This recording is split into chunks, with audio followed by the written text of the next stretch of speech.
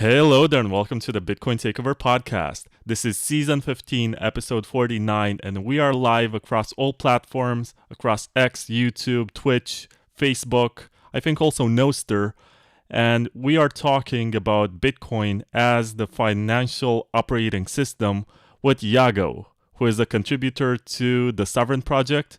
You have already heard him in the first half of the Bitcoin Takeover podcast, season 15. And when he asked me if he can join this show, I was thinking, didn't you already join not so long ago? It was about 9 months ago that we did that interview in Argentina. But in the meantime, there is so much that he did and so much that happened. And while we were in Nashville, he was able to broadcast the world's first ever transaction that also includes this ZK rollup verifier. And it's super exciting. I want to talk about all of this, and welcome, Yago. Hey, thanks for having me back. It's really fun that this, I think, is the first interview where the guest is standing, and I guess you'll be using your hands also. Gotta use your hands. It's a very exciting, very important time for Bitcoin, so we all gotta get up and do our part. Okay, so I noticed in the meantime, since we last spoke, and you're very bullish on rootstock, and you're saying that you're building the future of DeFi with Sovereign, and then you also co-authored this paper about Bitcoin as the operating system for money. It's called BitcoinOS. On Twitter, the account is BTC_OS, and you can check that out to learn more about what this project aims. But how would you present this in a nutshell? What is BitcoinOS? So BitcoinOS is the operating system for Bitcoin. It's the tools which turn Bitcoin into a shared computation system, which turn Bitcoin into a smart contract system. And what that means is, if you think about computing, right? Computing is the most powerful and simple thing in the world at once. All of computing is just 0 and 1. And from 0 and 1, we can build everything. We can build the internet, we can build software, we can build AI. And up until now, we've got Bitcoin. It is a shared computing system, but it is extremely limited in what it can do. Right now with Bitcoin, basically you can use it to transfer mostly BTC from one holder to another. What we can do with BitcoinOS now is everything. We can allow all computation to be executed and to be secured with Bitcoin. And what that means for Bitcoin is, I think it's the most profound possible thing. It means permissionless upgrades. It means developers can now do anything that they want with Bitcoin without having to ask permission from anyone else and without impacting the Bitcoin consensus code or the rest of the network. And that means scalability. It means rollups. It means smart contracts. It means DeFi. And I know this is of particular interest to you. It means native privacy. I'm happy that you emphasized on privacy, but let's take a step back because you have been working with the rootstock guys for a while, and as far as I'm aware, the first ZK rollup which you broadcast on the Bitcoin mainnet was using BitVMX. And I've also, or did it? No. It didn't? So you mentioned the paper that I wrote. We published in April a paper called BitSnark. Its full title is BitSnark and Grail, Scalable Computing for Bitcoin. And what we described in that paper was two different things, which were one built the other. So the first thing we described was the ability to verify ZK proofs, so zero knowledge proofs on Bitcoin using a system called BitSnark. And the second thing we described was Grail. Grail is the ability to bridge computation, so to bridge BTC into different environments, like different layer twos, bridge it back, bridge ordinals, bridge runes, and to do that trustlessly. But even more important is to actually have computation for Bitcoin occur in any other environment in layer 2, but actually to interact with and execute on layer 1. So it's the ability basically to move BTC into other environments and also allow other environments to impact Bitcoin. So one example of this, just to sort of make that less abstract, one of the things that we've been talking about in the Bitcoin community for a long time now is covenants, right? Like, how can we create conditional payments in Bitcoin? And everyone has been talking about, okay, which do we do up CTV? Do we do up CAT? And what we did at Nashville on mainnet is we showed how we can actually emulate conditional payments, emulate covenants without any changes to Bitcoin at all. And we did that using BitSnark. Okay, so you defined BitSnark and you explained what it does. But my next question is, how is BitSnark different from BitVM and BitVMX? Because I've had both Robin Linus and Sergio Damian Lerner on the show, and they both explain these systems. So how would you say that BitSnark differentiates itself from the others? So all of these systems are built around a similar concept, which is that inside of a tap tree, you can build, these tap trees are these potential transactions, these potential transaction outcomes that are built as trees. And you can have, a huge number of potential outcomes. And so what BitVM sort of described and what this entire family of developments for Bitcoin does is it takes these potential outcomes, turns them into zeros and ones, and uses that to basically write a whole piece of software, a smart contract, into a Bitcoin transaction. So if you can write a smart contract into a Bitcoin transaction, now you can start doing very sophisticated compute. And one of the things that we showed is that you can verify ZK with it. The difference between BitSnark and all of these other systems is mostly around the way that we implemented it. So instead of trying to implement a general purpose compute system, we implemented a system which is a little bit more like an ASIC, right? It's designed, instead of to be a general purpose compute, to be a specific software program, and is, as a result, vastly more efficient, over 1,000 times more efficient, and much, much simpler, easier to audit, as a result, easier to keep secure, and perhaps most importantly, was possible to actually develop. So, Robin has since moved on from BitVM. I think he concluded that BitVM would end up too large, too complex. And so we demonstrated, and so he's moved on to trying something else, which he's now calling BitVM 2. And we demonstrated that this original idea actually could work and implemented it on mainnet.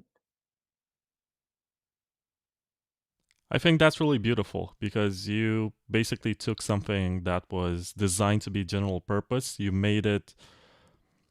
tailored it for something that is basically the creation of covenants that we believe right now that requires a soft fork in Bitcoin. And maybe that the soft fork would improve something, but you were able to work around it and emulate a type of software that is able to generate that sort of conditional Bitcoin transaction.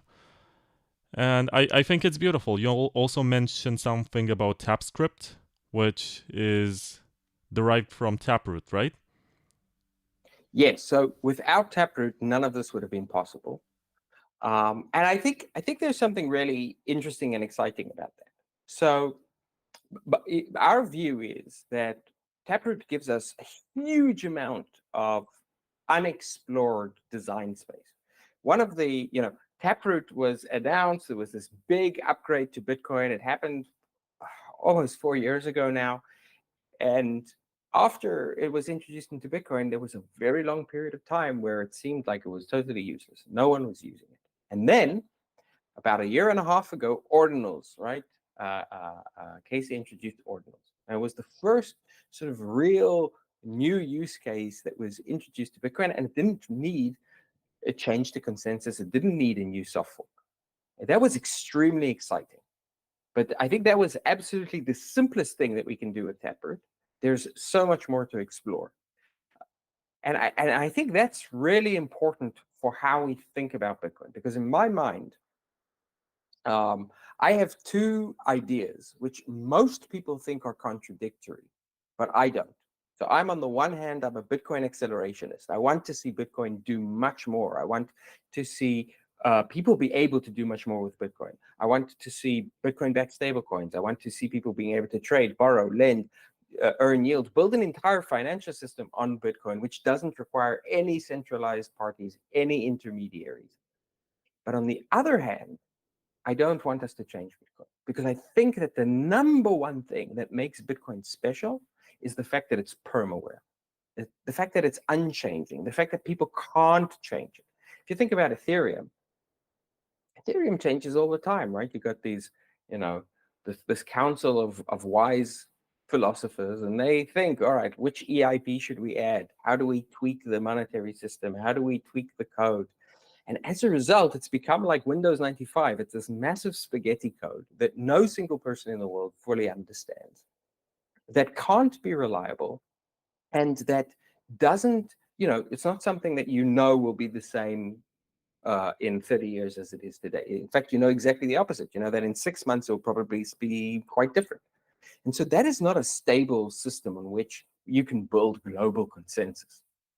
Bitcoin is, because Bitcoin is something new. It's not software, it's not hardware, it's permaware. And one of my fears is that as accelerationists start to become more popular in Bitcoin culture, they're going to start pushing for more changes to Bitcoin, new BIPs.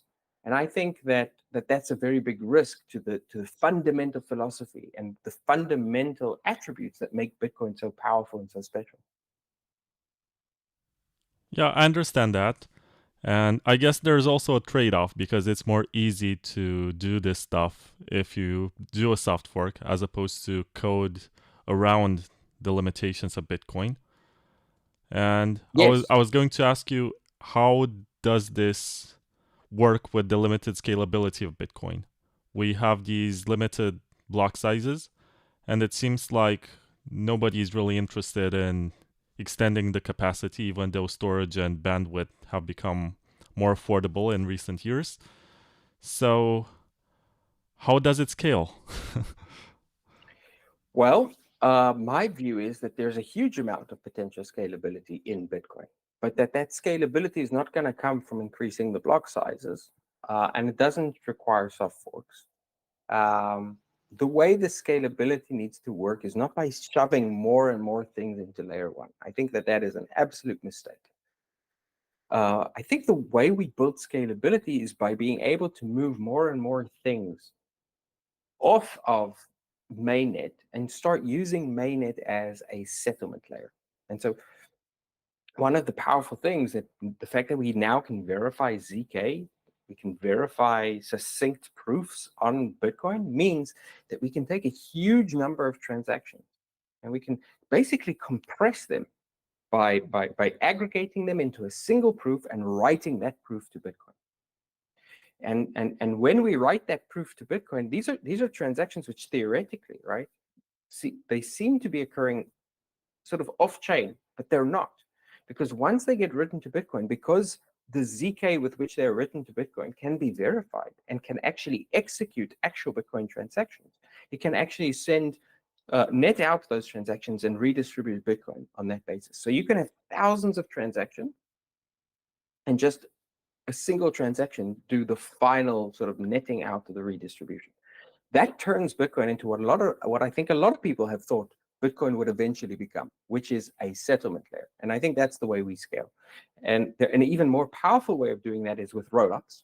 So rollups are not just taking transactions and aggregating them, but also adding additional compute, additional sort of rule sets to those. So you can have an environment which is fully compatible with Solana or fully compatible with Ethereum, which is Turing complete smart contracts. And now you can, have those transactions not just be random transactions from one person to another, but they can be a DEX. They could be a high frequency trading environment. They could be borrowing and lending Bitcoin.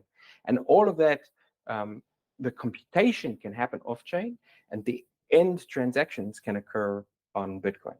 And so that adds not just a huge amount of scale, but a huge amount of basically infinite functionality. I think it would be useful for some listeners to also define what ZK proofs and ZK rollups and what ZK stands for altogether. But before that, I gotta thank the 260 plus people who have been listening to this live. You guys are really great. And I gotta remind you that this show is sponsored by Sideshift.ai, which is this website where you go and you can swap coins. Basically, if someone offers to pay you in stable coins or something that you don't really want to hold on the long term, you can swap that for sound money or whatever you consider to be more valuable with only a few clicks and without registering and without doing anything. It's very cool. The fees are pretty small and it's convenient. And I want to thank Sideshift.ai for sponsoring this show. Also, check out Starknet, which is this implementation of ZK proofs, which are called Starks. They're not ZK Snarks, they're ZK Starks. I have an episode with Eli Ben Sasson about that, how he was able to create the cryptography behind Zcash without the trusted setup, and how this can come to Bitcoin. But unlike your stuff, which is emulating the Covenant setup, this ZK, I was gonna say Snark, but it's actually Stark setup, requires opcat. So the message from Starkware, which is the software implementation, is consider activating opcat on Bitcoin, and you're going to be able to do a lot of stuff with zero-knowledge cryptography, including being able to sync a node within seconds on your mobile phone just by verifying a ZK proof. So check out Starkware, Sideshift.ai, and think whether or not opcat is useful to you. And now back to you, Yago. How do you describe and how do you define all of these terms? Well, I mean, it's a very big and complex space, but basically zero-knowledge proofs are a family, a type of cryptography that allows you to prove that you know something without having to sort of provide the inputs for that proof, right? So one example that people often use to sort of describe it is imagine you're going to a club and you want to prove that you're old enough to drink, and you can just scan your ID and it gives a green light or a red light, and the green light says you're allowed to drink, the red light says you're not allowed to drink, but it doesn't tell anyone your actual age, right? So that would be sort of like a metaphor for a zero knowledge proof, right? Instead of just showing you here I'm 26, I just give you green. Now, why is this important? Because one of the interesting things about ZK, as a result, is it's succinct. It's very, very compressed. So remember I was talking about zeros and ones? In the example at the going to the nightclub, instead of giving you potentially infinite amount of information, my name, where I live, what my exact age is, and in fact, it doesn't even say my age, it says my birthday. It just gives you red or green, but it's giving you the same amount of relevant information. So we're actually using ZK right now mostly to compress and prove the validity of a certain transaction, so that we can say, look, we were able to present you that with the proof that we can send Bitcoin now to these different parties, all right? Or we can send an ordinal now to these different parties, or we can mint a new ordinal, which based on information that was happening outside of Bitcoin. So it basically gives Bitcoin eyes. For the first time, sort of Bitcoin opened up eyes and was able to see things that are happening outside of the chain, but its eyesight isn't amazing. So we need to be able to provide it with highly precise and compressed information. Okay, that's a very nice definition, but do you think stuff like ZK Snarks and ZK Starks can be created using the BitcoinOS layer that you co-authored? Yes, I mean that was what we did on mainnet, right? So on mainnet, what we did is we showed the ability to use this to create conditional payments. We showed the ability to use it to lock up both BTC and Bitcoin native assets, in this case an ordinal. And then we showed the ability to without having the instruction in advance of where it would be sent, create an arbitrary address sort of off chain and then send it to that arbitrary address. Prove that there's a right to send it to the arbitrary address. Now, that's really profound, because if you think about it, that's a very, very simple activity, but already is doing so many things that Bitcoin without BitSnark is not able to do. So one one thing that was created was a UTXO that had no owners. It wasn't a multisig. It was a UTXO that was basically owned by the proof of the Zcash snark.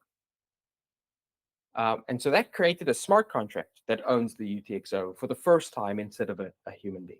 So that's one thing that we can't do with Bitcoin. Then another thing that you can't do with Bitcoin is you can't have BTC being sent based on some condition that's going to happen in the future to an arbitrary address, right? You have to say, look, I'm willing to send Vlad BTC, using DLC, but it can only send it to Vlad. You have to know in advance who you want to send it to. We can send it to an arbitrary address. And then the third thing is, this was activity which occurred based on a mathematical proof that occurred off chain. So it gave Bitcoin for the first time sort of a way to see things, that computation that wasn't even happening on Bitcoin. So there's a lot of stuff happening there in a relatively simple demonstration of this power on mainnet. And what this gives us the potential to do, and we will introduce over the next few months, is the ability to use that to take an entire environment, a new system, almost like a new chain, although it isn't its own chain. It's like a child of Bitcoin, which will actually have EVM, will be compatible with Ethereum. You'll be able to do anything that you can do on Ethereum on this, and that will use Bitcoin we'll use BTC instead of ETH. We'll use runes and ordinals, and it will be able to transact on Bitcoin. So you'll be able to have DeFi applications or DAOs or whatever, but ultimately they'll be able to control Bitcoin on layer one. And all of this can be done very, very scalably, because you basically only need to prove the state. All of the changes get aggregated once every 10 minutes into a Bitcoin transaction. I think this is very beautiful because it was built without asking for permission. And it exists on Bitcoin, and there are a bunch of people who would not want this sort of stuff to exist on Bitcoin, and they opposed every attempt to soft fork and every new idea. They said it's gonna enable some MEV opportunities for miners, which means that it's gonna give incentives to miners to pick certain transactions or leave others in the mempool based on criteria about how much money they might be making in the future. So basically, it messes up the incentives that currently exist in Bitcoin. And I was going to ask you, what is your reply to people who say you're going to create this situation where miners are no longer incentivized to work according to the rules that are currently known? And do you believe that base layer privacy would make the situation any better to make the miners not know anything about the transactions?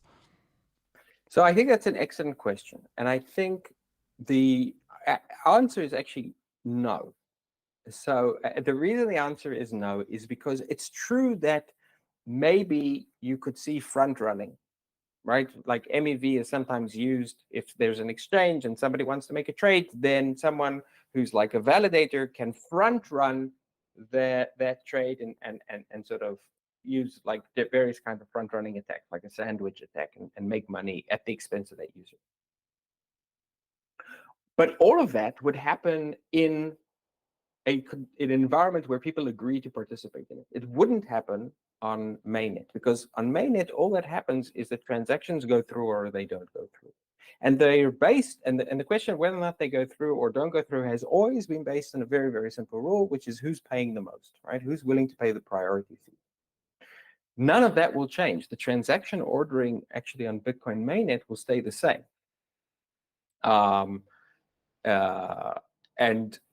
what I do think will happen is that the the block space is going to become much, much more valuable. And so it will become more expensive to transact on mainnet. And in fact, I suspect that in 2 years, we'll be talking about Bitcoin block space because it's only 4 megabytes every 10 minutes. We're going to be talking about that as the single most rare, scarce, valuable digital asset, digital real estate in the world, right? And it's going to become even more easy to explain to people why BTC is valuable, because it will be the only currency that you can use to actually buy this extremely scarce computing resource, Bitcoin block space. I mean, that sounds nice for the miners. I'm pretty sure that everyone who is mining and listening to this is getting excited, thinking that the security budget issue might be solved by the fact that we have more expressive Bitcoin transactions, which are able to do much more than just send money from one input to one output immediately as soon as they get added into a block. But you mentioned something interesting, and it made me wonder. Basically, there is a Bitcoin block every approximately 10 minutes. And how do you imagine or envision DeFi working in a world where you have to wait 10 minutes for a confirmation? So you don't actually wait 10 minutes for confirmation. You wait 10 minutes for settlement, which is a totally different thing. And you can actually explain this quite easily by thinking about the NASDAQ, right? When you trade on NASDAQ, you are trading close to instantaneously. If you trade stocks, you do it close to instantaneously. But in actual fact, the settlement that occurs between the different big brokers and the prime banks of moving the ownership of all of these stocks around, that takes, let's call it 3 days, right? Sometimes longer. So with Bitcoin as the settlement layer, instead of it taking 3 days, it would take, let's say, an hour, because you need 6 blocks. So there are different designs for this, but the most common design right now for a rollup is that you have something which is, in some ways, is the best of both worlds. You have a very, very big machine. It's centralized. It can be replaced, but right now it sequences, it sort of orders all of the transactions. And it does so transparently, so it can't really cheat. And it doesn't create consensus because it needs to then take that sequence and write that to Bitcoin. And so that gives you very, very high speed, very difficult to cheat, and with the right construction, basically impossible to censor transactions, but very high throughput, very high scale, which then gets written to Bitcoin and settled on mainnet. And so that becomes another scaling mechanism that you're able to then use with Bitcoin. It also means that you can get very, very fast and very, very cheap transactions. And it means that you can do complex transactions like you were describing, like trading. For the longest time, the proposal to scale Bitcoin and the concept that was making people feel optimistic was the sidechain. And this idea that you're going to have this parallel chain, which maybe has different rules, and that one is going to take the load off and maybe also provide extra features. But it seems like over the last year or two, there's more talk about the rollup, and Yes. especially the zero knowledge rollup. And I was going to ask you, how would you define the difference between them, and why did you choose the rollup as opposed to a sidechain to build this DeFi on Bitcoin? Well, I think in many ways, rollups make sidechains obsolete. And the reason is that a sidechain is, at least all of the sidechains that have actually been constructed, they have their own consensus mechanism, right? Stacks has, staking of the STX token. Rootstock has merge mining with Bitcoin, but they all have a separate consensus system, so they're less secure than Bitcoin. They don't have a tight coupling, so they don't settle transactions to Bitcoin, so they can't actually impact anything that occurs on the Bitcoin chain. And they don't have trustless movement of Bitcoin and BTC, and Bitcoin assets between the sidechain. So it's more like a really good friend for Bitcoin, maybe, but it's not really an extension of Bitcoin. And rollups are an actual extension of Bitcoin. In fact, with the right technology and with the right UX, you won't know the difference. You'll just be using Bitcoin. That's why we kind of call it BitcoinOS. The whole thing will feel like one unified platform, not many, many different chains. But do you believe that if we had better sidechains like drive chains, you would also have much better, more affordable rollups? I don't think so. I was a huge supporter of drive chains. I was a big supporter of BIP 300. I really think that Paul is a warrior and have huge respect for the fight that he's had. But in some ways, I feel like that fight should be over now, because what he was asking permission to try and do with drive chains, I think we can now do permissionlessly and even better with rollups and with just general compute in Bitcoin. Well, that's a nice statement, because this podcast is also sponsored by Layer 2 Labs.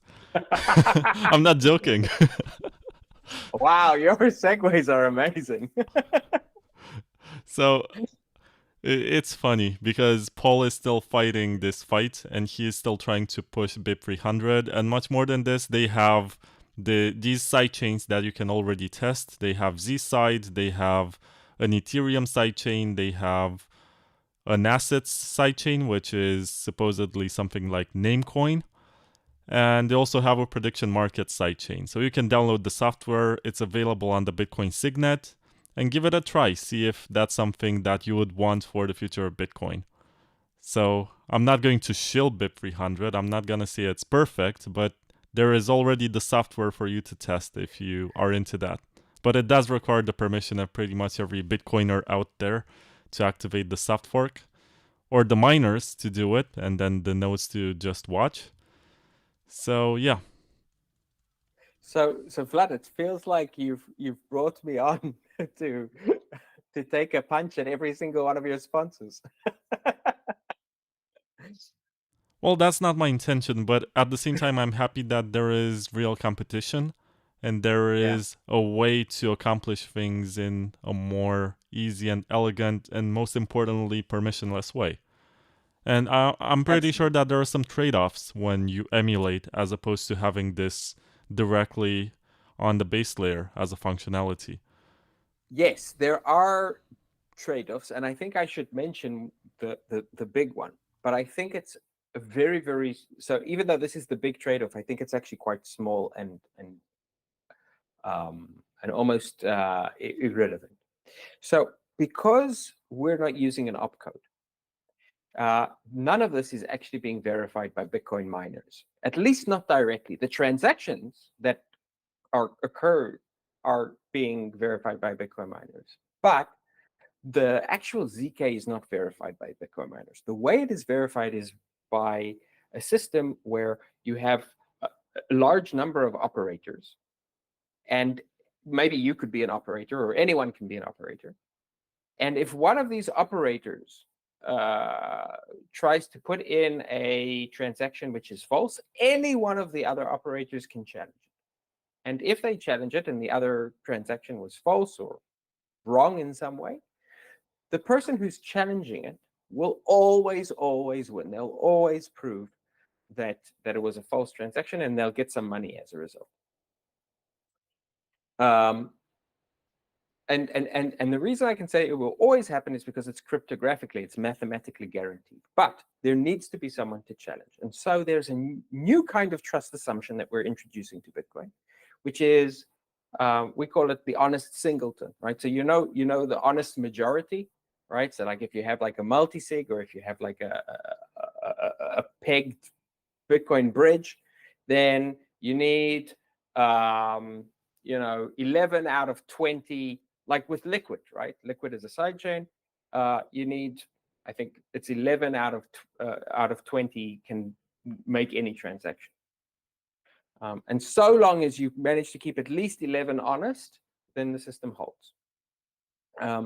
With our system, you need one of n. So if there are 1,000 different operators and just one of them is honest, and that could be you, then the whole system cryptographically maintains its integrity. So that's the trade-off. We're adding an additional trust assumption to Bitcoin, which is that within the Bitcoin OS operating system, there's at least one person who's using it who is honest. Yeah, there was someone on Twitter, his name is Hobart, and he did ask me to address this. He said, can you ask him to clearly differentiate what a ZK verification is?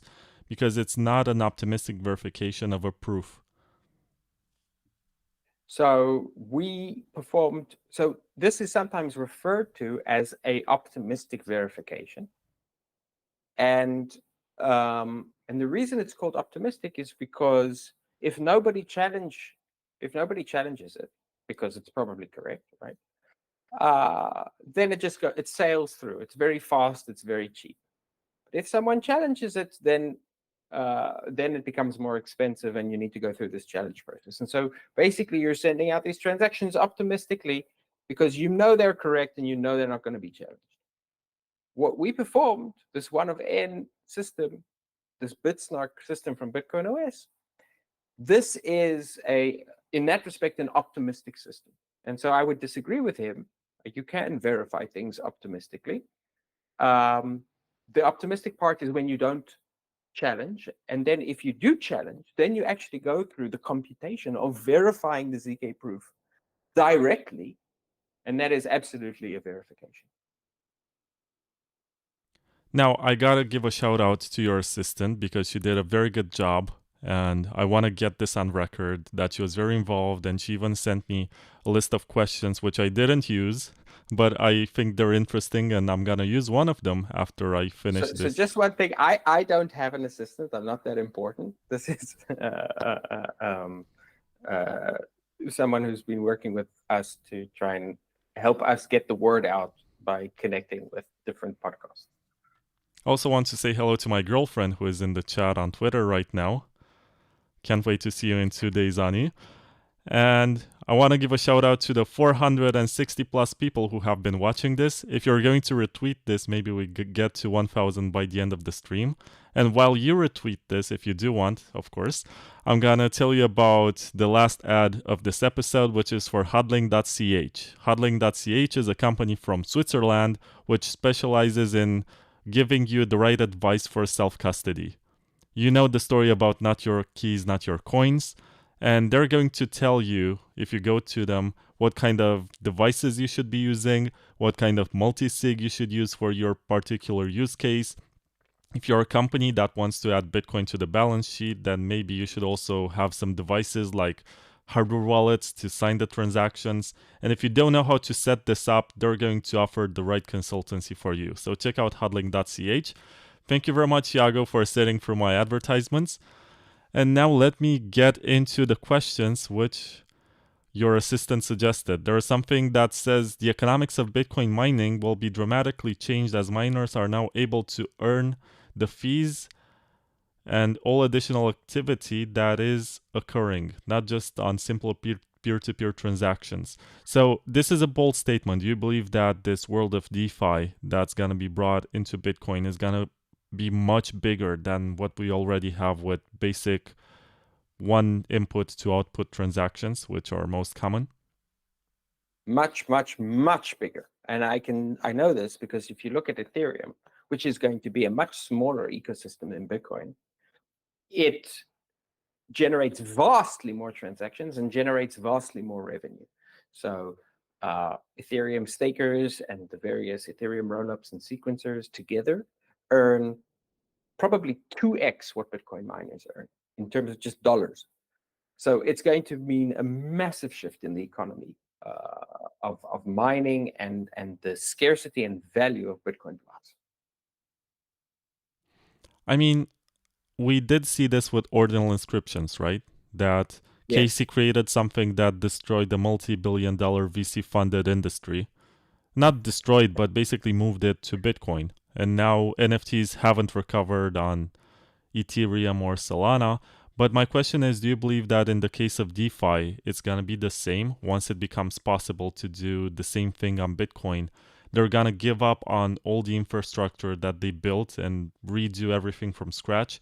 Because to some degree, it's not very realistic because they invested so much money in this, what's it called, Solidity smart contracting functions, and they pay developers a lot of money to do that, and now they're going to be able to build it on Bitcoin.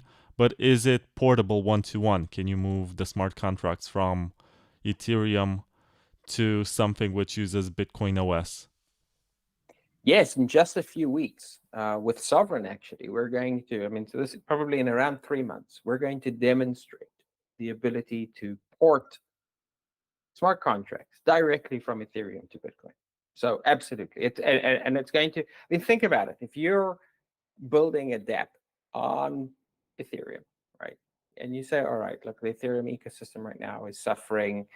There's this big new ocean of opportunity, which is Bitcoin. All I need to do is take my deployment script and run it on Bitcoin, and I can be there and provide, if I'm Aave, borrowing and lending to Bitcoiners. I can, let people trade ordinals and runes and BRC20s and BTC and stablecoins and Bitcoin and new tokens being issued in Bitcoin. And that's where all of the excitement and action is going to be. Everyone's going to do it. The thing about all of the development that has happened on Ethereum, Ethereum thinks of itself as the network, but actually the real network effects are Solidity, the EVM that allows people to write smart contracts, which has been replicated many, many times. And now we bring that back to Bitcoin. I think, every single innovative industry has gone through the same 2 phases. At the beginning, there's massive fragmentation, right? So when cars were invented, you got 110 different car companies. And we're seeing the same thing now with electric cars, right? There's just in China, there's probably like 20 different electric car companies. And then after, the first 15 years, that consolidated to just GM and Ford. With oil, there were 1,000 different oil companies, and that consolidated into Standard Oil. With the internet, there were thousands of different intranets. There was AOL, and there was Comcast, and all kinds of things, and that consolidated into just the internet. And we see this time and time again. You go through this first phase where this new category is created. There's massive fragmentation. So we have thousands and thousands of layer ones, hundreds of thousands of tokens, and then that's going to consolidate because we now have the technology to allow it to consolidate, to allow Bitcoin's network effect to truly take hold. So 10 years from now, there's going to be, we're all going to be talking about one chain, and that's going to be Bitcoin. That's interesting because yesterday I posted this very controversial tweet, and it started some interesting conversations and debates. Basically, there is this meme that everything is going to get divided by 21 million Bitcoin. And I started thinking more about Eric Voskill's theory, which says that basically Bitcoin, given its limited capacity, is scaling through the various forks that were created using its code base or its design choices. So basically, Monero is just another Bitcoin that adds privacy, and Litecoin is just a faster Bitcoin that also has this extension block for privacy. And basically, if these networks are gonna become valuable and include part of the transactions that are useful for people in the future, we're gonna run into a situation where it's not just 21 million that are buying everything around the world, but it's also gonna be 84 million Litecoins, maybe 50 million Moneros, and if Ethereum is still around, it's gonna be like 100 something million, not Moneros, Ethers. Yeah. So do you believe that in the future we're only going to have BTC and everything is gonna get denominated and priced in it? Or do you see a situation where there's always gonna be a couple of alternatives where you can build stuff for a lower price, or you can have features that maybe are not popular to get integrated into Bitcoin? I think that there will be alternatives. Even today we have mesh nets and we have intranets and we have, private groups, private networks, but ultimately everything is on the internet. right? That's like where 99% of the activity is. I think it's good that there continue to be sort of experiments outside of Bitcoin. I think it makes the ecosystem and crypto as a whole much more robust. But the logic of network effects is very, very powerful. And the logic of a monetary network effect and its liquidity effect is even more powerful than a regular network effect. And so it's true that we had to have Litecoin and we had to have Monero and we had to have ETH because each of those emerged as an answer to the same question. What is something that Bitcoin can't do? And if the answer to that question becomes nothing, if Bitcoin can do all of those things, if you can build Litecoin or Monero onto Bitcoin, then it's just so much more attractive to use it. And I said we would talk about privacy. I think one of the most powerful things about what we are building here is the ability to natively perform private transactions on Bitcoin, right? I mean, the number one thing that you can do with ZK technology, the primary reason it was invented was to create privacy. So you can lock up BTC in sort of this address, which is owned by no one, but has multiple people sort of depositing into it. They can perform all kinds of secret transactions and then redistribute it to all kinds of other addresses. This is something that we can do practically now. I mean, basically with what we already have demonstrated on mainnet, this is possible. And so this is such a more powerful form of privacy than we can get with mixers or any of the systems that we have now. It's natively built into Bitcoin. It's totally uncensorable and unstoppable. A big motivation for me is building this, and so while we don't have a sort of like commercial application of this, but this already now, all of the pieces for it exist in Bitcoin today, and we're going to be bringing. I guarantee you, we will bring this kind of privacy, and in fact, I'll go a step further. What I would like to develop, and I expect I will be part of developing, and maybe bring it into the world even as soon as within the next year, is the ability for people to create private addresses on Bitcoin, basically on like a Bitcoin rollup, which is designed around privacy, and transact everything from that. DeFi, transacting, the reason we're building BitcoinOS is we're creating this unified system. So you can have like a rollup which is focused on DeFi and DEX trading, and you can have this other rollup. Let's call it the data security rollup, where it's a UTXO-based system. You keep your Bitcoin in the UTXO, and you can transact on that DEX, and you can transact in a DAO, and you can buy and sell different kinds of tokens. And all of that activity is invisible to anyone except for you. They can see the activity, but they don't know who's doing it. That is absolutely within reach, and it is something that's going to be built into BitcoinOS. It's one of the most powerful and important things we can do. You described something interesting, basically recreating the account-based model, where everyone is going to have this one address, which they will be using for all of their transactions. And you say they're also going to have some privacy built in. Yes, although I think we will do it with a UTXO model, not an account-based model, but yes. To me, that's interesting that you're taking inspiration from Ethereum, but before that there was Counterparty, and I think that one doesn't get too much credit.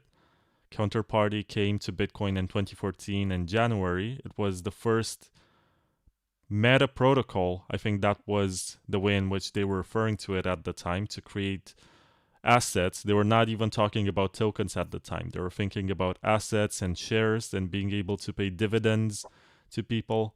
But it was just a standard up return transaction, which was a way to embed some small pieces of data to represent the tokens and the transferring of ownership. And what you're doing right now is much more complex with zero-knowledge cryptography. And there's going to be some privacy. There's also going to be some scalability benefits. And I was going to ask you, what do you think the cost of a transaction is going to be within this system? Where on one hand, you're dealing with Bitcoin, which is going to be expensive, but at the same time, you have this data compression that's going to make it more efficient.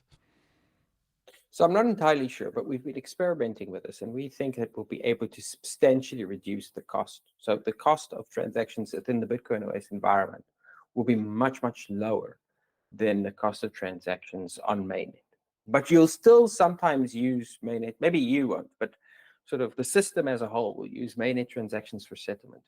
When we performed these settlement type of transactions on Bitcoin, we found that they cost about $150. So maybe that would increase as Bitcoin becomes more expensive to use. But let's say it goes up 10x, right? Now they cost $1,500, right? You would be performing probably thousands of transactions on that $1,500. So what we would expect is for transactions to cost a few cents.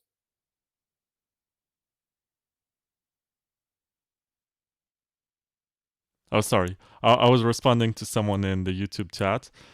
So you say that it's gonna cost a few cents within the Bitcoin OS environment, and that's truly admirable. But what I was going to ask you next is how would you compare Bitcoin OS with stuff that already exists with Citrea and Alpen Labs, and I think there are a bunch of others.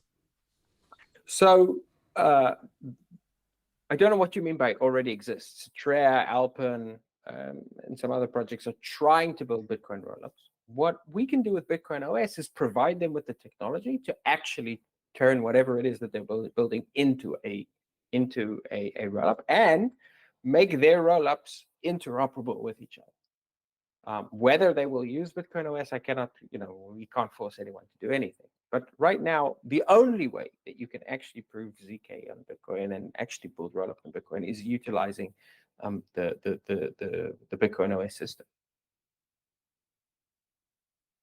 So would you tell the people who are currently working on Alpen Labs and Citrea to use Bitcoin OS instead? Yes, because I know that developers and entrepreneurs, they want to go and create their own thing and be able to say, I built this and I own this entire ecosystem. But there's a big risk in that if we do that, we're sort of not coordinating well. And we're going to fragment sort of the Bitcoin ecosystem more than it needs to be. Now, I don't think that that's a long-term problem. I think over time, that too will consolidate. And I think it will consolidate around Bitcoin OS because Bitcoin OS has sort of the significant network effect. But yeah, I mean, the easiest, fastest way for them to get to market with what they're trying to do is not get, is to build on what we've already built, basically. And I've had conversations with them around this, and some of them, that's their plan. Okay. Now let me ask you about something else because I've had Alexei Zamyatin on the show twice this season, and he spoke about his project Build on Bitcoin, BOB or Bob. And it was 2 weeks ago when I was in Nashville that he sent me some money. It was like $10 on Bob. He set me up with a wallet. All I had to do was sign up with my email, and basically I didn't have to write down 24 words, which I thought was interesting. Basically, your private key relies on your access to the email address. And I was able to buy merchandise from their booth. And basically that wasn't real Bitcoin, it was wrapped Bitcoin, WBTC, and it was transacted on their chain, which is Bob. It's basically a bridge between Bitcoin and Ethereum. And I was going to ask you, what do you think about this sort of design? And do you believe that you're going to make that obsolete with your design for the Bitcoin OS? Well, I think that there's a lot of value in what Bob have done. They've built a system which utilizes BTC as an asset, admittedly in wrapped form, and they've connected it with Ethereum. So they've already started to prove how cheap and fast roll-up transactions can be for Bitcoin. And they've also created sort of this amazing gateway to bring the world of Ethereum over to Bitcoin. I think all we need to do is plug that in with Bitcoin OS, and we can basically use Bob as like this massive magnet, this conduit to start bringing the Ethereum ecosystem over into Bitcoin. So I think there's a lot of value to what they've built. I'm not sure if you noticed, but I'm trying very hard to make you say something controversial, and you're just so nice and cheerful and optimistic about everything. Well, I already did. I just you trapped me into saying that I disagreed effectively with two of your sponsors. No, that's fine. I'm gonna make Paul listen. You ambushed me twice already. Maybe I'll get the two of you to debate. That would be awesome. I'd be happy to debate Paul. I have a lot of respect for him. Yeah. I don't know if he has a lot of respect for me. I have a lot of respect for him. So let me ask you this. You mentioned that you're able to create covenants by emulating the function within BitcoinOS. And my question to you is, if we do get this covenant soft fork about which a lot of people talk about these days, whether or not it's going to be CTV or Upcat, but would any of these make the BitcoinOS more powerful in any way, or would it make any difference to what you're building? We've been looking at. I think there are ways that Upcat could make what we're doing much more efficient. And in fact, I think it would be a much easier way if we had Upcat. A lot of what we're doing, there would be much easier ways of doing it. And yet, I am not convinced that I want Upcat because I'm concerned that while we would get technical benefits out of Upcat, I think that with each soft fork, we get a corrosive element to the culture of Bitcoin and to the claim that Bitcoin should have, that it is permaware. So sort of the number one criteria for me about whether or not we should introduce a new soft fork is, does it bring us closer to the day that we never have to do that again? And I would like to sort of exhaust all the options that we have with the existing Bitcoin system before necessarily sort of jumping into the next soft fork. That's a very diplomatic answer. So you're saying that Upcat could potentially help you, but oh yeah, what are Upcat would definitely make what we're doing much easier. I don't know if it's a diplomatic answer. I think it's an answer from someone who's. I don't think that answers are easy. I think everything is a set of trade-offs, and sometimes I'm concerned when people, look. I'll give you an example, right? I think that Upcat and the ordinal, the quantum cats and what the Taproot wizard group sort of have done is super cool and really exciting, and it was such a clever way of explaining a complicated concept. But I also think that the level of conversation there is pretty shallow, and that if you're not talking about the trade-offs, you're not really having a conversation. You're just taking a position. Upcat would be great, but it would have significant trade-offs. Every soft fork has really significant trade-offs, and so I don't know. I'm torn. I would like to see more easier ways to build on Bitcoin, but on the other hand, as someone who holds Bitcoin and has held Bitcoin for a very long time, the number one thing for me, my North Star, is I want Bitcoin to be beyond human control or change or manipulation. okay, but can you present some counter arguments for activating Upcat, something technical that you can basically do to destroy the chain? Because there's this FUD about it since Satoshi turned it off. It was part of the original Bitcoin stack, but Satoshi turned off a bunch of opcodes. Upcat was one of them. There were a couple of scientists who rewrote the entire code to remove any concern that it can be used to make this construction that's gonna shut off a bunch of nodes because it amasses too much data. I think that was the concern that was occupying Satoshi's mind at the time. So where am I going with this? Yeah, You asked can me you just if explain how you yes. can use Upcat in a destructive way? Because you already have Upcat on Liquid, and you already have Upcat on BCH and a bunch of other chains. So I guess if you can do that, I don't know that I don't know what the destructive way you can use Upcat is. Maybe there isn't one. I do know that we introduced Taproot. No one thought of the destructive ways that we could use Taproot, and here we are doing all kinds of things that are terrifying people. Ordinals clogging up the blockchain, and rollups maybe creating MEV, and all kinds of horrific things that people are now concerned about. This is an unintended consequence that I like, that I'm involved in. I'm the one attacking Bitcoin, right? But But what we're building is, as amazing as it is, it's an unintended consequence.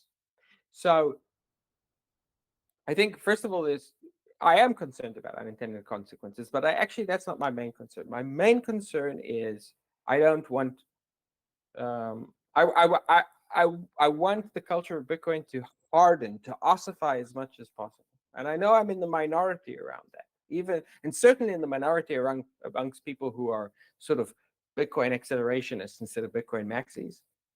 But yes, I wouldn't be me if I didn't have sort of disagree with everyone on everything.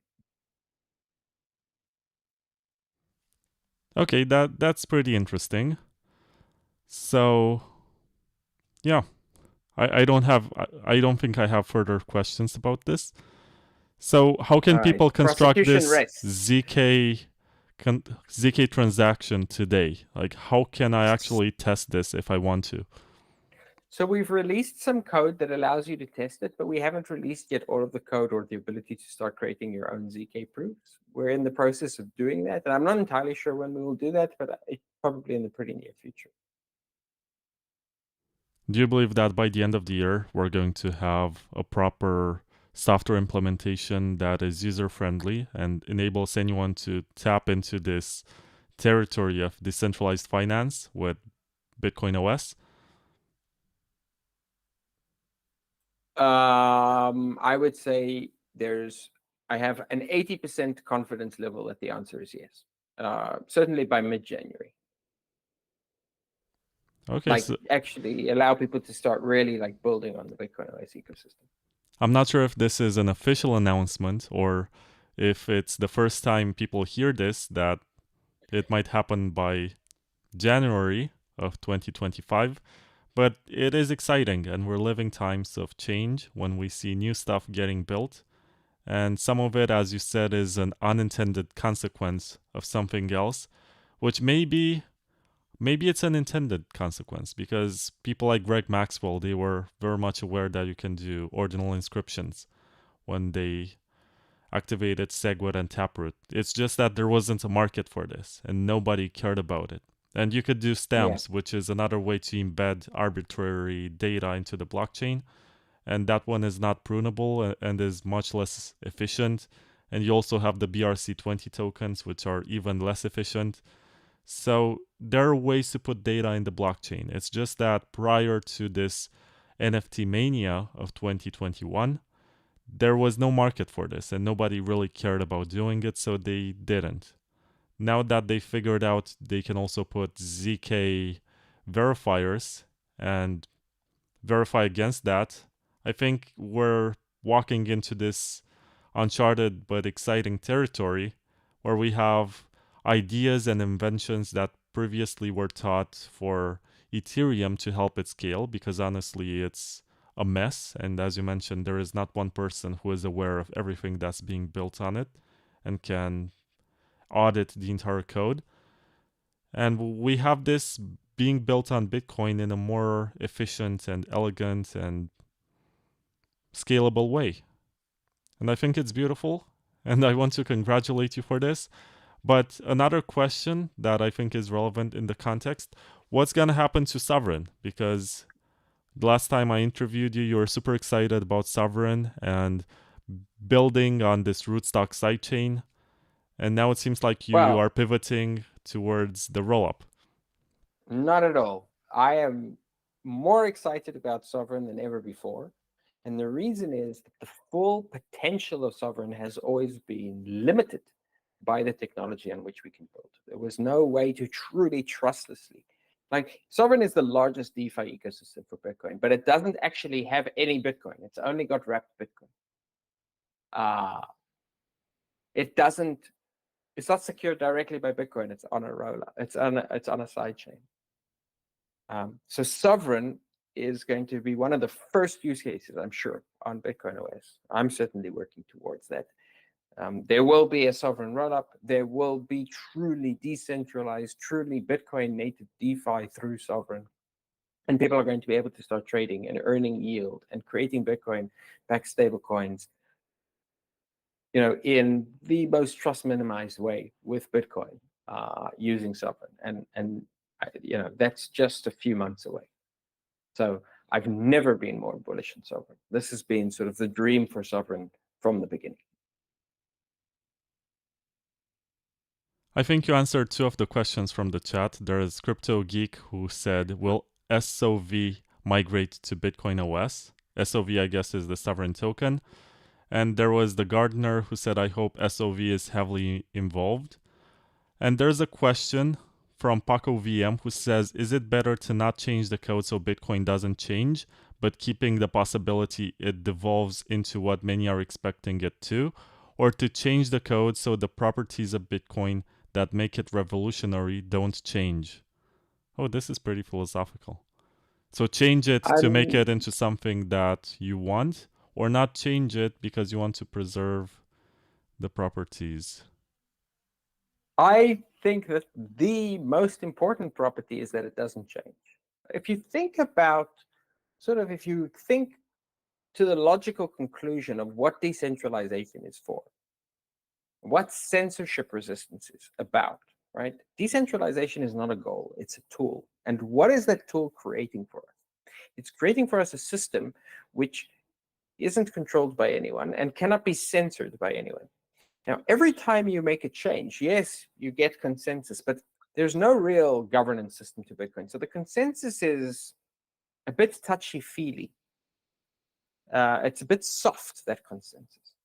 And so every time you create that, you are creating a certain subset of people who are changing Bitcoin, who are able to effectively censor certain types of, like the old kind of Bitcoin is totally forked off. It's completely censored.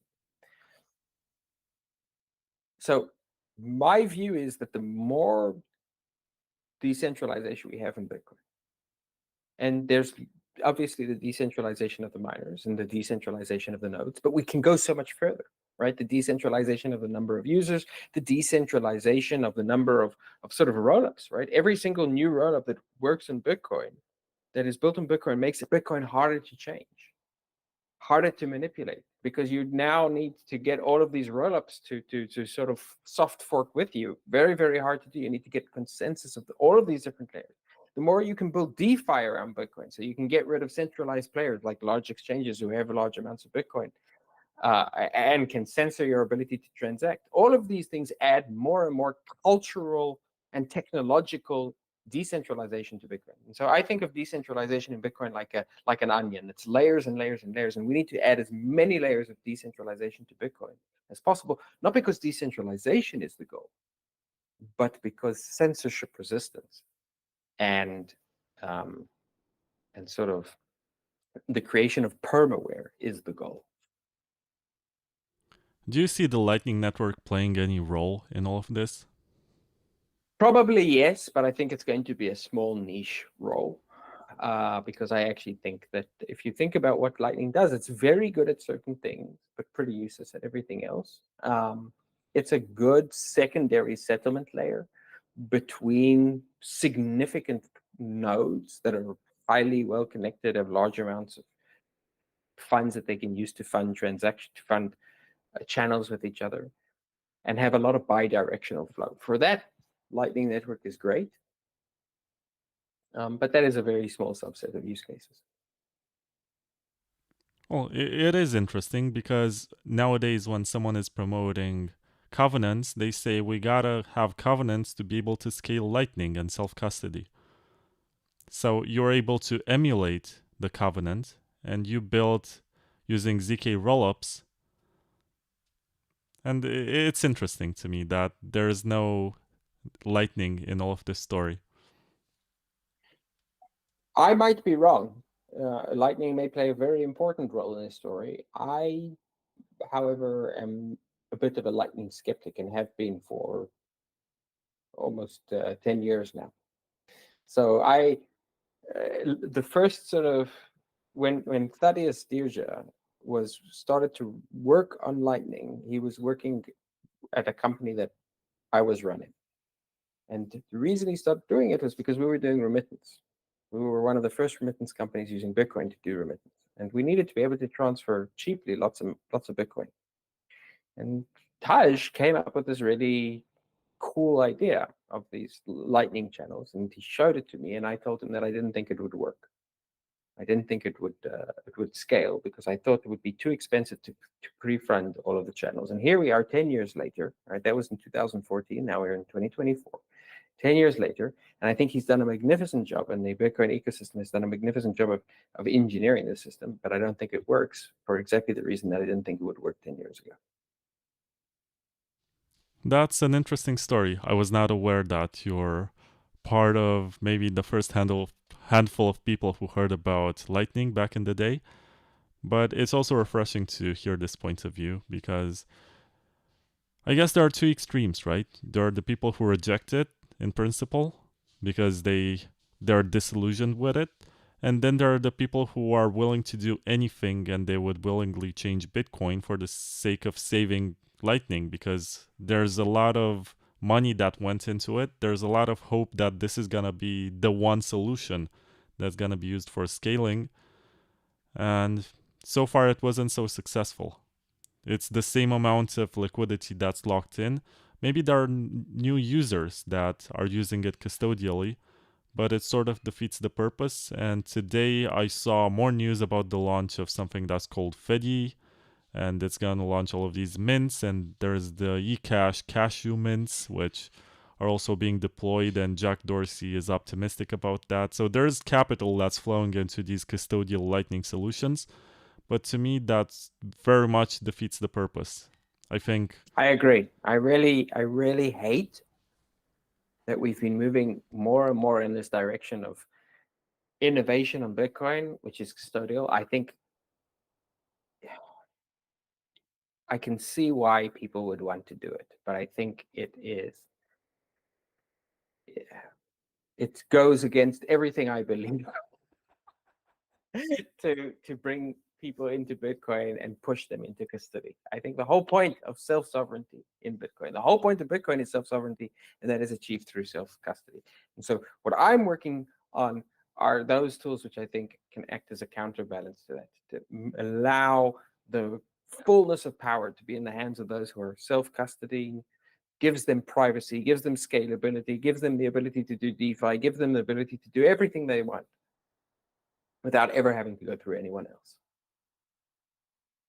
Yeah, I do believe this is a very big cop out. It's people saying, oh, but people already hold their funds on exchanges, so they do trust someone, so they might as well trust this community leader or famous Bitcoiner who's opening his own private bank, because that's basically what it is, and there's going to be some privacy involved. I do understand this argument, but it's basically giving up on the mission. And the mission was always to enable anyone to be their own bank. I think if it was a gateway drug, right, where you could say, look, we're going to be bringing them into this custodial system, but then they will eventually migrate to a non-custodial system, then I'd be super excited. But I actually see these more as like dead ends, or maybe even dragging people away from potential self-custody solutions into custodial solutions. That said, I do think there's a contribution, and I really think that these Xiaomi and Mints, honestly, they could use our technology to create a less custodial system, maybe a non-custodial system. You could utilize smart contracts to create the Fedi federation instead of having a multi-sig. So far, I haven't managed to get them excited about that idea. I think they really want the multi-sig federation. They've invested a lot in it. But, hopefully someone who's listening now will go fork Fedi, make it decentralized, utilizing BitcoinOS. And then we'll get, all of the scalability of Fedi without bit custody. Yeah, I'm very happy that there are projects that don't give up on self-custody. And I was going to ask you something else, because in the Lightning Network, one big drawback is that you need to be online in order to receive payments. And also you can't do anything that resembles cold storage, right? You're gonna have to keep your funds online all the time in these channels. And I was going to ask you if in BitcoinOS and in wallets that are generated within this ecosystem, you're going to have the capability to do cold storage, to use hardware wallets, or if you need to be online to receive payments. No, there's no need to be online. It will feel and behave just like Bitcoin. Now, basically, ultimately, what you're doing is you're sort of replicating more and more layers of mainnet. So it's the same. You're just expanding Bitcoin. You're not changing it. You're expanding its scalability and you're expanding its functionality. is there such a thing as a BitcoinOS node? And if so, can anyone run one? Yes, there will be BitcoinOS full nodes. They will be a little bit different. You'll be running a Bitcoin node, but you'll also sort of need to run the node of whichever computation environment rollup that you're using. And each of those will be a full node. And yes, anyone can run. There's a degen question in the chat from someone who says, "Will BitcoinOS have a token?" Smiley face. I think it will. And the reason it will, BitcoinOS, there's sort of like the basic parts of it you'll be able to use without a token. But to provide sort of, if you think about a decentralized system, including Bitcoin, it needs to be able to provide certain level of uptime. It needs to be able to provide certain guarantees of service and liveness, and make sure that there's a highly motivated group of operators who are participating. And so a token is extremely useful and maybe even completely necessary for that. There's actually another reason why I think I'm excited for BitcoinOS to have a token, which is that, in my view, one of the most poisonous ideas in Bitcoin is that we should only ever use BTC, right? BTC only. That kind of maximalism is absurd in my eyes, because you cannot have a reserve currency or any currency at all without an economy built around it. An economy is not a single asset which is currency. It is the currency which is used to purchase, transact, utilize, and finance all of the other assets. And so what I want to do is I want to create a full economy built on Bitcoin, a Bitcoin native economy. And I think tokenization is an extremely important part of that. And so I want to be part of encouraging that. That's very cool. And maybe that these tokens can also incentivize people to run a node, which is something that's missing from the Bitcoin economy. Absolutely. So if you're running a node and the sovereign node, not sovereign, BitcoinOS node, maybe you can get paid. Maybe it's going to be the sovereign token. I don't know. Very likely, actually. I think that's exactly how it would work. Yeah, that's super cool. You're going to make more people. I think ordinal inscriptions had this hidden benefit, this side effect of making more people run their own full node for the first time. Previously, they had no reason to do it, and all of a sudden, they wanted to run the ORD client, which only worked on top of Bitcoin Core. And now, if you're going to have BitcoinOS and you're going to have a token, maybe that one can be used to pay people for keeping the network reliable, giving it maybe a much better bandwidth. You have more connections across the network. That's valuable. Yeah. More servers.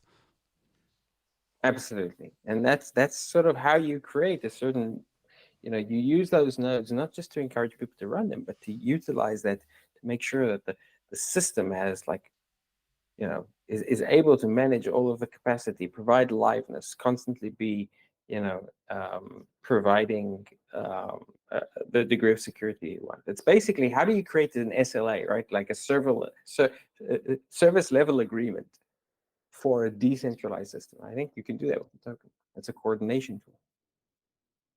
Yago, I've been keeping you standing for longer than 1 hour, and I've asked you pretty much every question that I had in my mind. So right now I want to ask you, is there anything that you were expecting me to ask you about and I didn't, or something that you want to say that was not included in my questions? Well, I'll say this. I think there's a lot of reasons that people are bullish on Bitcoin right now, right? Trump and politics and regulation and ETF and all of that stuff. But I think that the most exciting thing happening in Bitcoin right now is that Bitcoin is getting back its mojo. We now have permissionless innovation in Bitcoin. And in the early days of Bitcoin, Bitcoin was the place where all of the excitement, the sense of adventure, all of the innovation, and the smartest people were hanging out and figuring out new ways to do things. And I think that's coming back to Bitcoin. And that is, in my mind, the biggest reason to be bullish on Bitcoin that there is. So I'm super excited about what's about to happen. And I think the next 15 years are going to be completely dominated by Bitcoin. The next cycle is going to be completely dominated by Bitcoin. And 2025 is going to be the most exciting year for Bitcoin since 2008. Do you have Or any price 2009. prediction for the top of the bull market? I do not. I do not have a price prediction. I bought my first Bitcoin in 2011, and I haven't sold a single Bitcoin since. I'm here for the long haul. Yeah, you did say something along the lines of basically living off the yield that you earn from lending your Bitcoin on Sovereign. Yeah, that's a big part of it. Yes, I'm here to live on Bitcoin, and then not to sell it, but to give it to my children and my grandchildren. That's beautiful. That's the perfect way to end it. So, Yago, how can people follow you and the BitcoinOS project and everything else that you're doing? Well, on Twitter, I'm EdanYago, Yago, on Twitter. And then the BitcoinOS project is BTC_OS. So at BTC_OS, BitcoinOS. And then Sovereign is at SOVRYN, Sovereign. That's really beautiful. Thank you, Silent Lamb, for being active in the chat and being the reason why I delayed one of the questions. And thank you to all of the 750 plus people who listen to this on live stream. There's gonna be more who are gonna discover this in the next couple of days. Thank you everyone for listening, and make sure you tune in to the next one, because on the Bitcoin Takeover podcast, you only get the brightest minds and the people who actually build, as opposed to those who regurgitate the same arguments about sound money, what is money, the Bitcoin standard, blah, blah, blah. This is where it's actually happening. So thank you very much, Yago, for being part of this. And Thanks for having best me. of luck with BitcoinOS, with porting Sovereign to BitcoinOS, with getting Alpen Labs and Citrea and all the others to come to BitcoinOS. And maybe I'll get you in a debate with Pulse Stores, because that would be so much fun for me. Awesome. Thank you. Thank you very much. And have me back anytime.